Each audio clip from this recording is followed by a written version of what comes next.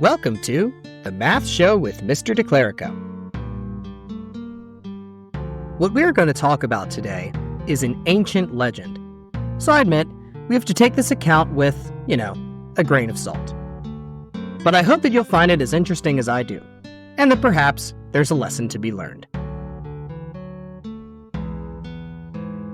Once upon a time, there was a Greek philosopher named Pythagoras.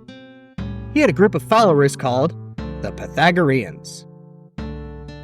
Now, if you've been awake in math class anytime since middle school, you've certainly seen the Pythagorean theorem before, which was their most famous discovery.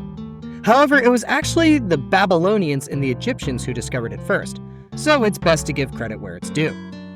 But the Pythagorean theorem was not remotely the most interesting thing about the Pythagoreans, which is why I chose to make this video in the first place.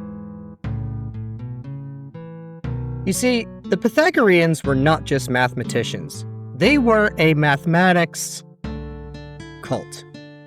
Which begs the question, what is a cult really? Most of the time, the word cult is used as a pejorative term for a faith practice we think is a little far-fetched, or has practices we might find a little strange. However, there are two things that folks who study cults can agree on. A cult always has a clear leader that you must obey. And if you don't obey the cult leader, or you just want to leave, bad stuff happens. Pythagoras, as you can imagine, was that leader. Now, Pythagoras had this philosophy: all is number. What he meant by that is that everything at its core could be understood as a quantity. Now, Pythagoras had a different understanding of the word number than we do. He believed that only positive integers, like 1, 2, 3, and so on, or ratios of positive integers, like 1/2 or 2/3, were numbers. Now, what if someone discovered a quantity that wasn't a positive rational number? Well, we need to keep something in mind. The Pythagoreans were not an institute of mathematical research. Nor was this just a bunch of nerds sitting around doing math problems. Oh no. The Pythagoreans were a cult. And Pythagoras was the leader. So if something is a number, which apparently everything is, it has to fit Pythagoras' definition, or else bad stuff will happen.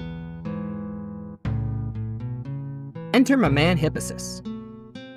One day, Hippasus was doing a little research regarding an isosceles right triangle when he discovered something interesting about the hypotenuse. Its length was always the length of the legs times the square root of 2, which proved to be a very interesting number for Hippasus. Hippasus thought about the square root of 2 for a while, and then said a big brain thing that went something like this. Bottom line is that the square root of 2 doesn't fit the Pythagorean definition of a number, since it wasn't rational. Hippasus discovered the existence of irrational numbers. So there was a bit of conflict within the Pythagoreans. What will the Pythagoreans do? Would they agree to disagree? Would they engage in some constructive dialogue? Oh, that were the case. But we must remember, this is not an institution of mathematical research, nor is it just a bunch of nerds sitting around doing math problems. This is a cult.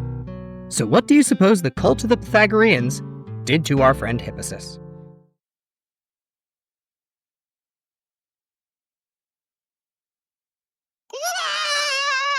I think there's a moral to this story. If you'd like to invest your time in an institute of mathematical research, that's an honorable pursuit. If you just want to be part of a bunch of nerds sitting around doing math problems, I'm not opposed to that either. But if your mathematical journey leads you into a cult, well, let's just say, nah, it's just not rational.